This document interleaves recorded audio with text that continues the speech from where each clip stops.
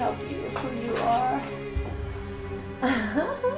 You are. Children deserve love and protection from their mothers.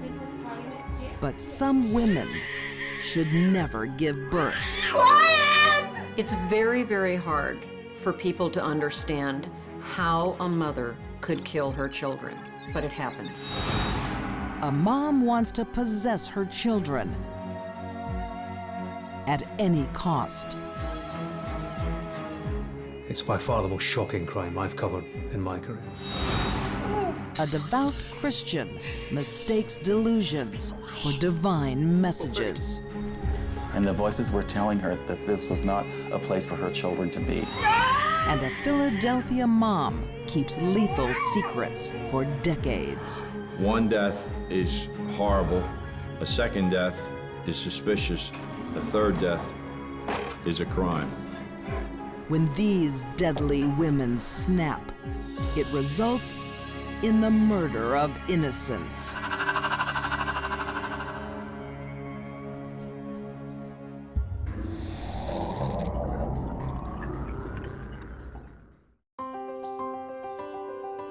The idyllic town of Skene, Scotland. 3 kids. Okay, 3 kids. It's the new home to American couple Theresa and Pasquale Riggi.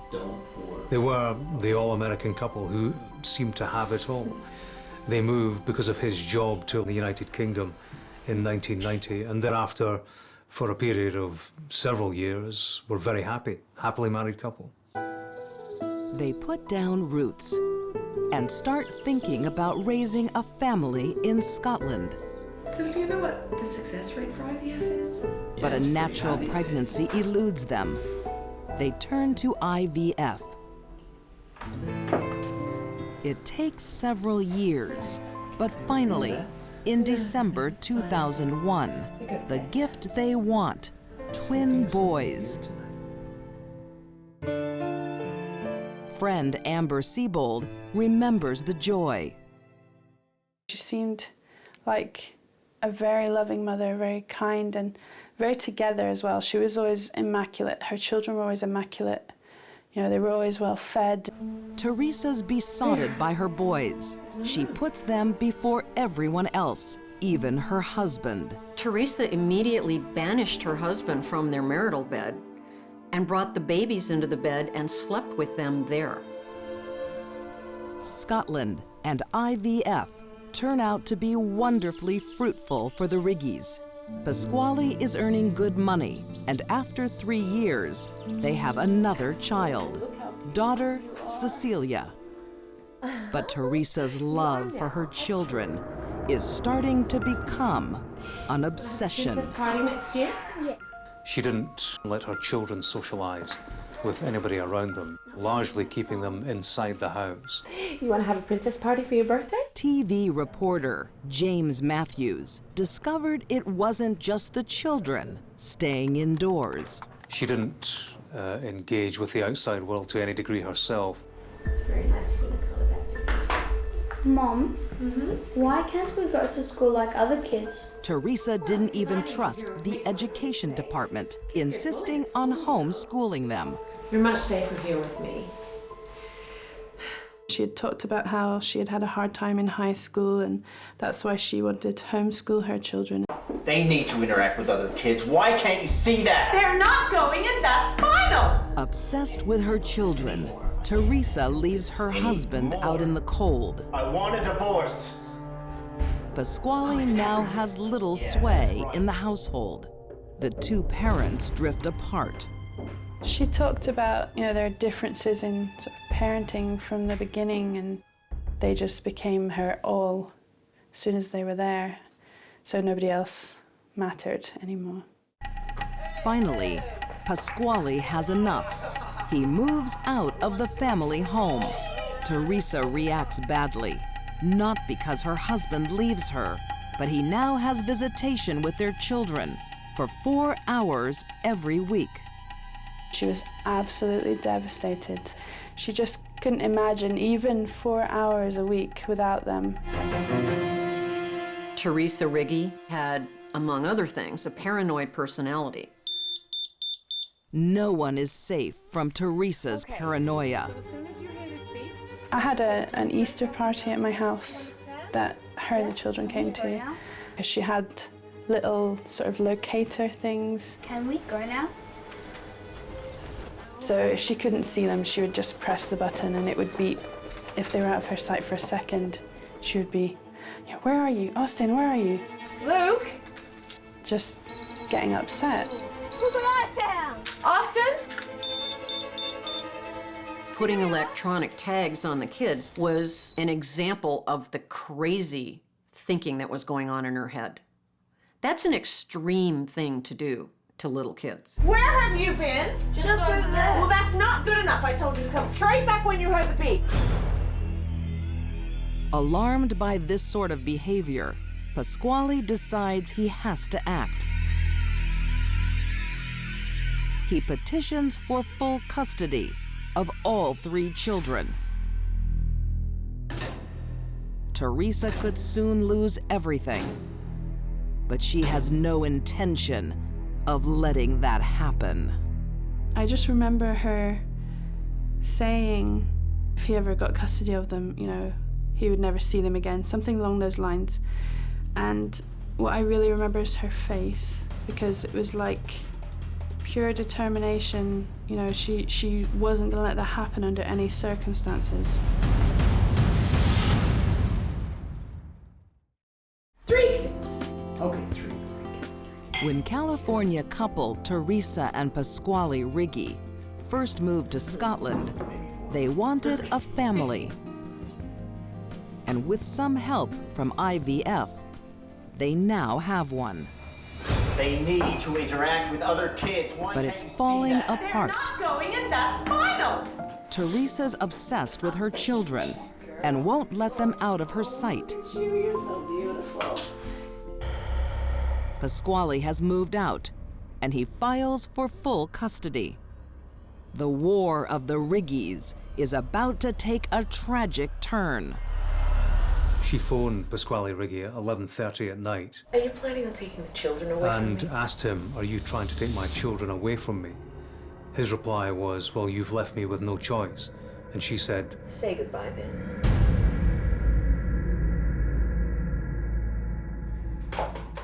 she hung up the phone.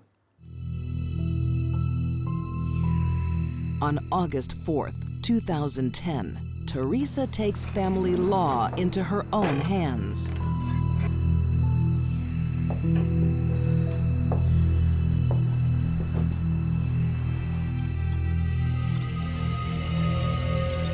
Turning on 8-year-old Austin.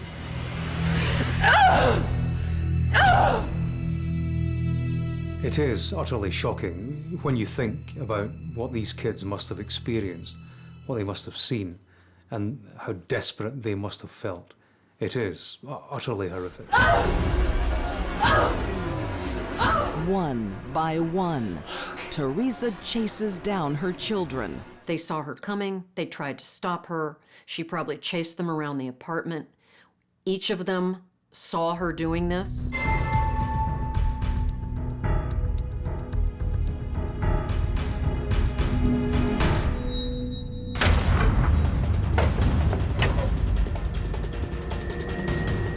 Each of the children was stabbed 8 times, mostly in the chest, but in other parts of their bodies, in the hands and on the arms.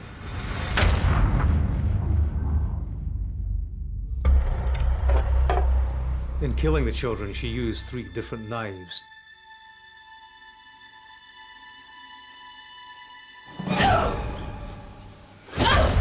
The last one to die saw their 2 siblings killed by her. It's one of the worst murder scenes I can think of. There was blood everywhere in the house, in the bathroom, in the kitchen, at the breakfast bar, on the oven hob. It was a scene of carnage. If Teresa couldn't have her children, nobody could. I think there was anger and revenge at Pasquale involved in how she killed her children. You think I'm not serious? Watch this. You think you can take my children? Watch this. This is a very, very deadly woman. But the senseless brutality isn't over. Teresa starts on herself. Slashing her throat a number of times, stabbing herself in the chest and abdomen. She's intent on dying with her children, but just can't seem to pull it off. There were 2 separate ligatures hanging from the second floor landing, one a dressing gown cord, the other a pair of hair straighteners. After unsuccessfully stabbing, then strangling herself, Teresa turns to fire. She then started an explosion in the house by disconnecting the gas hob. But still, Teresa is alive. She resorts to the apartment balcony. She was seen to climb on the railing by neighbours, swayed for around a minute, shouted, "I can't believe what's happening to me." My children! Don't jump! Oh, God! And then threw herself off that second floor balcony. But a car breaks her fall. Teresa is rushed to the hospital and survives. The small Scottish town of Skene is in disbelief. The family that kept to themselves has been decimated. To think about what that must have been like for them at their age, trying to understand why their mother, who they loved with all their hearts, was hurting them so badly. I can't begin to wrap my head around that. Teresa never planned to answer for her crimes. She thought she'd be dead. Number 1, she was diagnosed as being narcissistic. Number 2, she was diagnosed as being paranoid.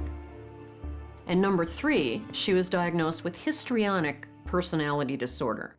This is a condition in where the person thrives on extreme drama. Despite the diagnosis, Scottish authorities deemed Teresa competent to stand trial. She pleads guilty to 3 counts of culpable murder and is sentenced to 16 years. I think it wasn't long enough what she was sentenced to, because it wasn't even the sum total of how long they had lived. Teresa thought of her children as possessions, who she would rather destroy than share. She leaves a stricken husband and a community in shock. All Teresa has now are her deadly deeds.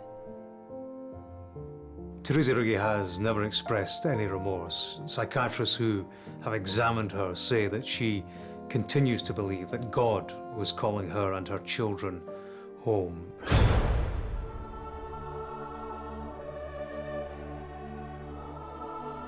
What Teresa wanted was to make her husband pay and suffer the rest of his life over what she did. And making her husband suffer was more important than the life she had created.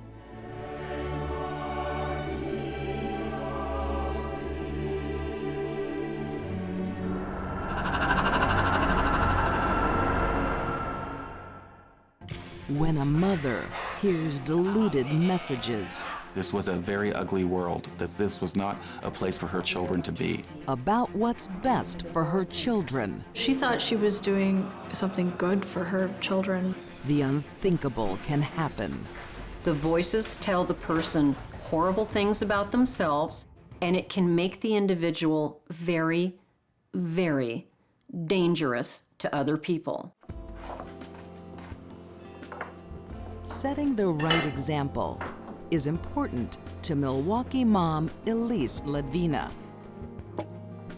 In 1997, she runs a strict household, bringing up her 2 sons. Joe, 9, and John Jr., 8, to obey their parents and the Lord. May the Lord make us true. Her faith was probably the cornerstone of her life. She was devoutly religious, and she raised her children to be religious as well. 34-year-old Elise and her accountant husband, John, are respected and active members of their church community. They were heavily involved in the church. She was on church committees. She was a volunteer at church. She sang in the choir. She was known at the Catholic school where her sons, went as a good mother. Father. But all is not as it seems. Elise has a dark secret. She is a troubled soul who hears voices. Elise heard voices in her head, known as auditory hallucinations. That type of hallucination, voices, they're not fun, they're not kind. The voices tell the person horrible things about themselves and sometimes about other people. And the voices have a grim message for Elise. Her delusion was that she was a bad mother. She was psychotic. Elise believes the power of prayer will solve her problems. But faith alone can't help. She's suffering from a serious mental illness, schizophrenia. Schizophrenia and schizoaffective disorder, thought disorders, generally emerge when the individual is in their late teens to early to mid-20s. Elise appeared completely normal until she was in her mid-20s, and then the psychoses took over. When Elise's illness starts in the early 1990s, her concerned family insist she get medical help. Her struggles with mental illness became more visibly apparent. There was a brief hospitalization. She was seeing a psychiatrist, diagnosed with a socioaffective disorder, was placed on antipsychotic medication. Medication was clearly critical in order for her to function in society and to not be delusional.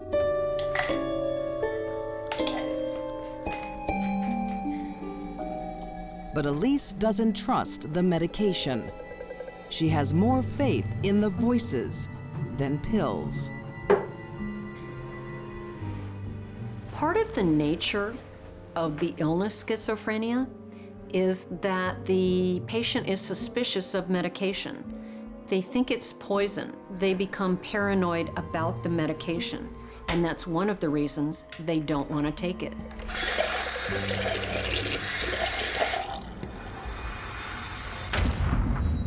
Elise's husband, John, does everything he can to support his wife. Friends and neighbors reported that they thought Elise was perfectly normal. And there were some days I'm sure she probably did come across that way. Her own husband didn't know how really sick she was. Please, I promise it'll... Boys, hey, go back the car, okay? Please.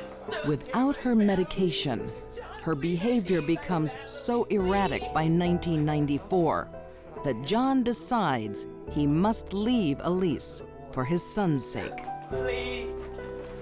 John.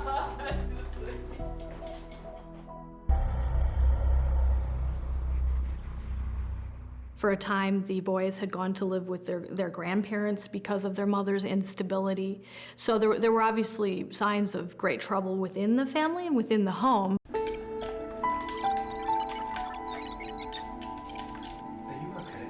But marriage is a sacred vow. And after a year living apart, the devout Christians try again. Are you taking your pills? And Elise is taking her pills.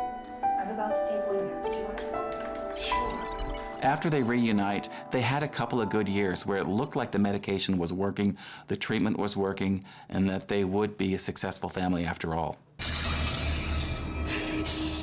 But soon Elise stops her meds, and the voices are back. Lord, I pray. These are very, very strong medications that do help, but they don't work if they're left in the bathroom.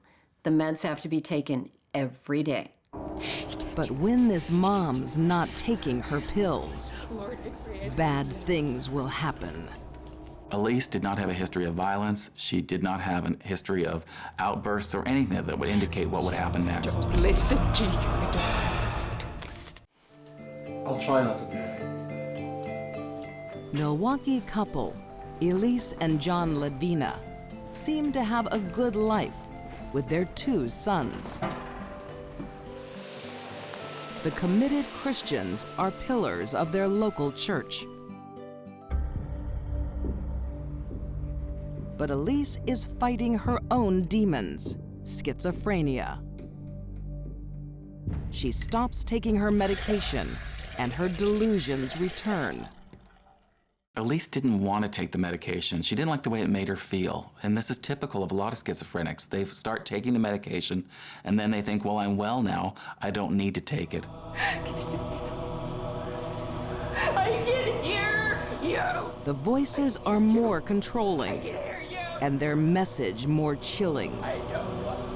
And the voices were telling her that this was a very ugly world, that this was not a place for her children to be. So she's thinking about that. She's hearing these voices, and she's making a plan. August 26th, 1997.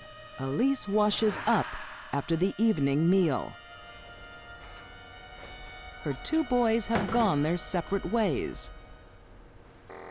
8-year-old John Jr. plugs into his asthma treatment machine in the basement. 9-year-old Joe retires to his room. This was an idyllic scene. It was sort of at first this normal middle American summer evening. But it's not. Elise believes she's receiving divine messages. Her religious faith spun into delusions at the time of the murder. Elise's delusion was that she had to kill the children so their souls would go to heaven. Apparently, her delusion also told her she needed to do it with a baseball bat. The most vulnerable child, little John, is attacked first. That 8-year-old boy probably never saw what was coming. He was taking his treatment when his mother came in there and started swinging that bat. He really didn't have a chance.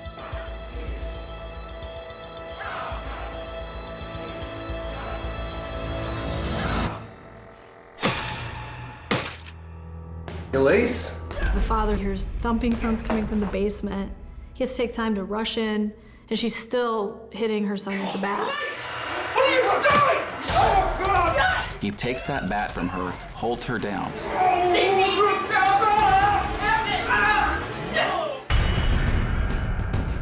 Struggling to hold on to his wife, John calls for help. While he was calling 911, she took the bat and rushed upstairs and started attacking her second son, Joe. Who would think, your mother who had just prepared dinner for you would suddenly try to murder you with a baseball bat. It doesn't get more horrific than that. For Elise, beating the boys with a baseball bat was a way to dispatch them to heaven. The blood didn't matter. This time, John manages to stop his wife. Both boys are rushed to the hospital. 8-year-old John Jr. can't be saved. He dies of skull fractures. He would have lost consciousness very rapidly. Death would have taken a matter of minutes after that. In all likelihood, he would have been dead 10 or 15 minutes later. Miraculously, 9-year-old Joe survives. His father's actions save his life.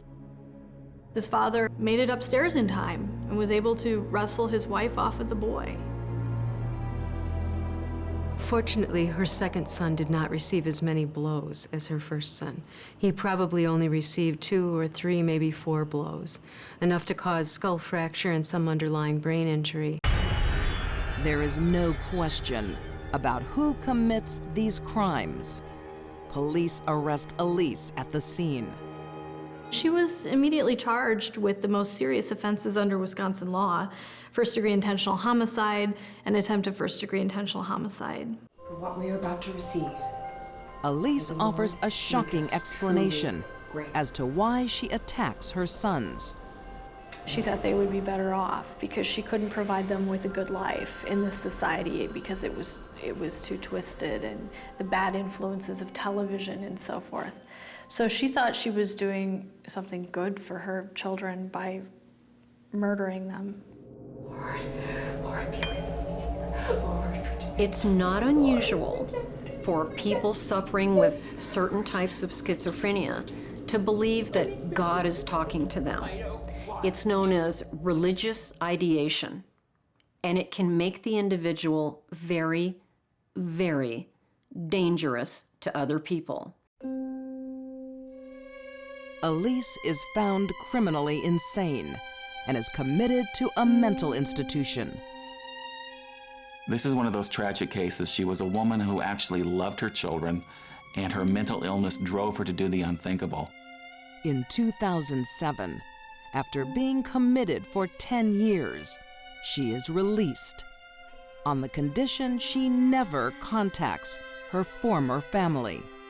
She was ordered by the judge to never have contact with John Ledvina, and she was also ordered to have no contact with her surviving son. And there was a termination of her parental rights.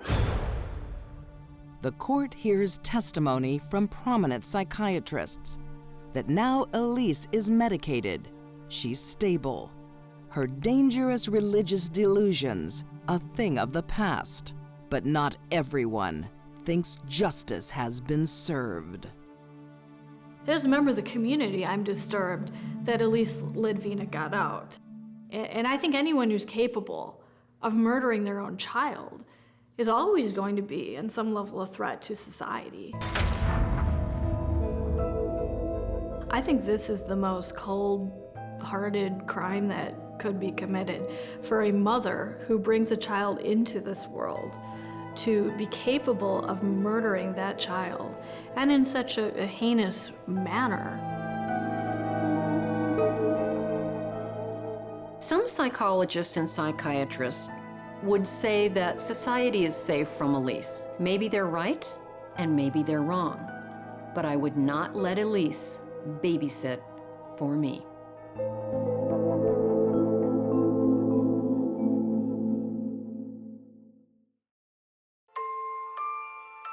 Having a family is one of life's greatest thrills. She had baby after baby after baby. For most new parents. They observe how distant Marie Noe was. But not in this house. One death is horrible. A second death is suspicious. Shut up! A third death is a crime. Shut up! Imagine going blind overnight. In 1949, it happened to 20-year-old Philadelphia wife, Marie Noe. Her husband, Arthur, rushes her to the hospital. They're, of course, very freaked out, and they're trying to figure out what's going on because they see there's no physical reason for her to be blind. The doctors conclude Marie's blindness is caused by severe emotional stress. Marie suffered what is known as hysterical blindness. She would really become blind and not be able to see. But it was psychologically induced, a psychosomatic reaction to stress. It should be the happiest time of her life. 6 weeks earlier, Marie gives birth to their first child, Richard. But caring for a newborn is a struggle for the first-time mom. There were issues with vomiting, there were issues with underweight, there were issues with feeding. She had a hard time feeding her kids. She got very frustrated when they wouldn't eat. Things go from difficult to heartbreaking. Arthur returns home from work on April 7th to discover Richard's still body in his crib. Marie, he's not breathing. He lived for 31 days. A determination was made by the hospital that he died from congestive heart failure. Losing a child is a parent's worst nightmare. Doctors believe the psychological trauma brings on Marie's blindness.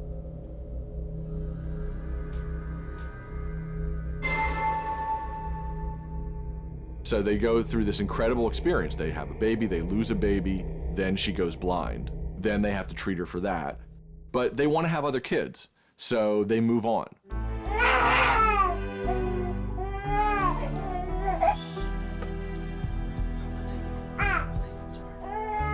Marie's vision soon returns, and 18 months later, the couple is blessed with a second child, a healthy little girl, Elizabeth. Arthur is delighted. Having a family is his dream. But Marie still finds motherhood difficult. Marie Noe was a simple-minded, uneducated, probably an immature adult. I believe she was unable to be a mother.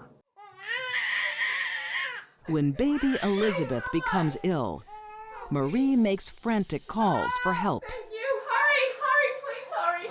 When Elizabeth was 5 months old, Marie started having interactions with doctors and hospitals again. Please, I need some help. She claimed that she found her vomiting blood. Blood everywhere. And during a course of a number of backs and forth with the doctor, she was found and brought dead to a hospital.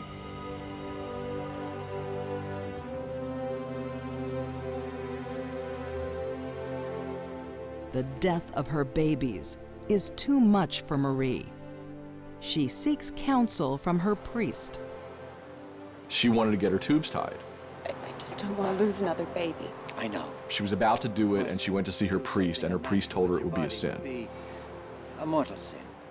So she didn't do it. The church wouldn't allow it. So instead, she had baby after baby after baby. Marie is very fertile. In the next 12 years, she gives birth to 6 more children.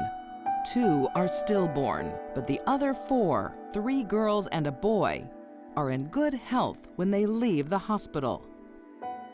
But Marie's never a mother for long. One after the other, her babies die. People were sympathetic to them. I don't think there was any suspicion at all at that point that any of them had anything to do with this, that it was just what happened. But one person is suspicious. The new medical examiner. She specialized in pediatric forensic work. And she was the first one to do one of the autopsies and question what was going on here. Marie Noe was always alone when these deaths occurred. She always indicated that she either found the baby in the crib or the playpen. The bottom line in each of these deaths was it was an unexplained death. Without any real evidence, the authorities' hands are tied. And Marie soon gives birth to her 9th baby, Catherine. Concerned doctors take drastic action. The little girl isn't sick, but they keep her in the hospital for months, where nurses can keep a close eye on Catherine and her mother. They observed lots of things about the Noes in terms of how distant Marie Noe was. And Marie's baby talk is chilling. One of the nurses said that she watched her having trouble feeding and put in the chart that she said, "Eat this or I'll kill you." But a healthy baby can't be nursed forever. When Catherine is 3 months old, Marie's allowed to take her home, but doctors fear for her future. One of the doctors wrote, "I hope she lives long enough to grow her fingernails long enough to fight her off." So, I mean, there's real drama here, and everybody is afraid something bad's going to happen. Philadelphia couple, Marie and Arthur Noe, seem cursed. Starting in 1949, Marie gives birth to 8 children. They all die before they can crawl. Eat this or I'll kill you. Doctors keep her 9th child, Catherine, in the hospital for 3 months. But Catherine isn't sick, and reluctantly they allow Marie to take her home. The doctors and nurses were onto her, and yet there was nothing they could really do to prevent the child from going home. Marie has borne many children, but she's no mother. She can't cope with Catherine and constantly calls her doctor for guidance. Marie's stories become more outlandish. One day, I think at 8 months, Marie Noe tells this crazy story. She must have pulled up one of Art's suits. The baby stopped breathing because she pulled a dry cleaning bag off a hanger and it almost asphyxiated her. Catherine survives the incident, but doesn't live for long. On the morning of February 25th, 1966, she's home alone with Mom when she dies in her crib. She lived for 14 months. She was a real kid. People knew her, people played with her, the family got to know her. The news devastates the hospital staff that tried so hard to protect Catherine. It was heartbreaking for everybody when they were unable to save her. And by that time, her death did trigger the first real investigation. Within hours, the investigators from the medical examiner's office were there to interview the Noes as if they were possible suspects. But investigators can't find any sign of foul play, and no charges are filed. Catherine's death is put down to a tragic reality of the times. No one had the slightest idea why kids died at that time. It was all speculation. The rules for how kids died were being changed like every week. The following year, the unthinkable happens. Marie gives birth to baby number 10, Arthur Jr. Obviously, everybody was scared to death by this point. They were under investigation. They didn't know how suspected they were by this point. And so again, the baby was kept in the hospital for a really long time, as long as they could. Medical staff are shocked that Marie and Arthur only visit their son twice in the hospital. It's no surprise to me that when Marie and Art's last child was hospitalized for 3 months, that Marie only visited twice. Marie never wanted to be a mother.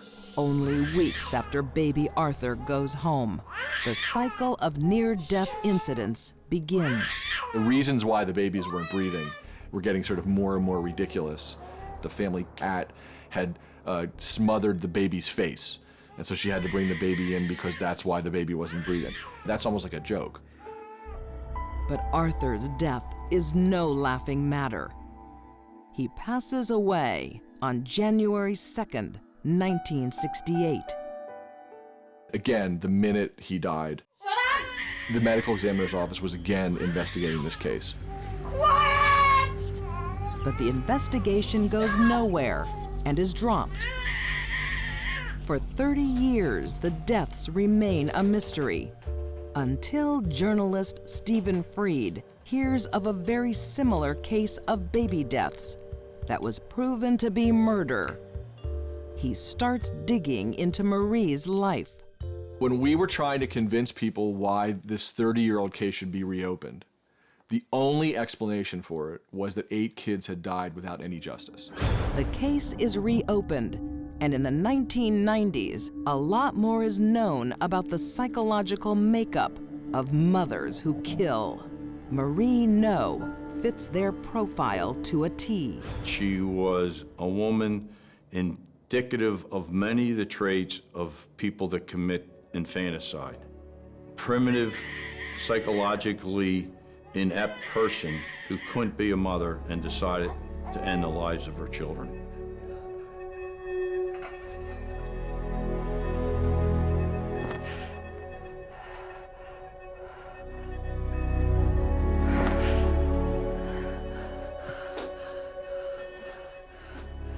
One death is horrible. A second death is suspicious. A third death is a crime. All these deaths, the 8, were as a result of suffocation by Marie Noe. There are probably several reasons why Marie didn't come under suspicion for murdering her children for a very long time. One of them is the last thing anyone wants to think is that a mother would kill their own innocent, defenseless baby. So tell me, Marie, how did you do it? With caution. All of them? I think so. I can't remember them all. When prosecutors finally catch up with Marie, she is 70 years old.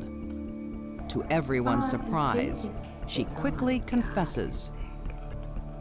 After she was confronted with a determination made by the medical examiner, she said, yes, I did commit these crimes. Marie may have admitted the murders after getting away with it for so long, because they say confession is good for the soul. 50 years after the murder of her first child, Marie Noe is brought to justice, but she won't go to jail. She is sentenced to 5 years house arrest and 20 years probation on the condition she lets mental health experts examine her to learn more about infanticide. Her devoted husband, Arthur, still doesn't believe she's guilty. He made it very clear that he never would have stayed with somebody for all that time if he had the slightest doubt. I can understand that love is blind, but I also understand that for Art to really admit to himself that his wife murdered their children would have been an unbearable truth.